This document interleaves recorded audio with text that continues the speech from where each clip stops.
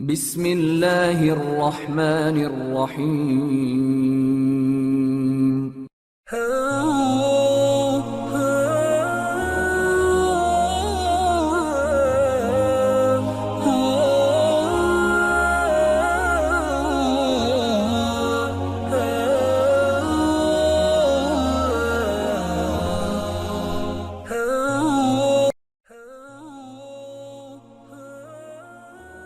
نبی کریم علیہ الصلوۃ والسلام کی ذات اقدس کے حوالے سے سلسلہ پنجتنی نے نوجوان نسل کی بہتر رہنمائی اور آگاہی کے لیے ایک سلسلہ وار پروگرام فوق البشر کی عنوان سے ترتیب دیا ہے۔ آج ہم انشاءاللہ اس سلسلے کی اگلی قسط کا آغاز کرتے ہیں۔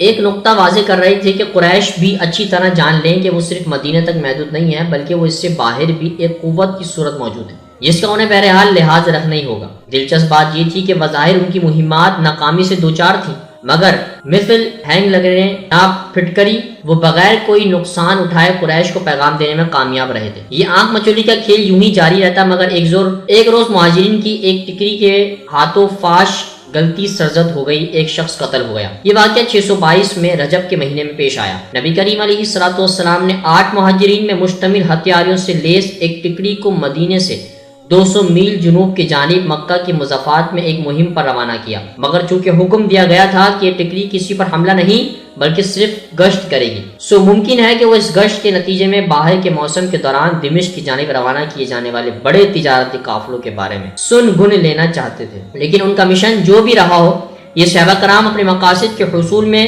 بری طرح ناکام ہو گئے۔ ان میں سے 2 اپنے اونٹوں کو رات اچھی طرح باندھے بغیر ہی سو گئے۔ سویرے جا کر دیکھا اونٹ موجود نہیں تھے۔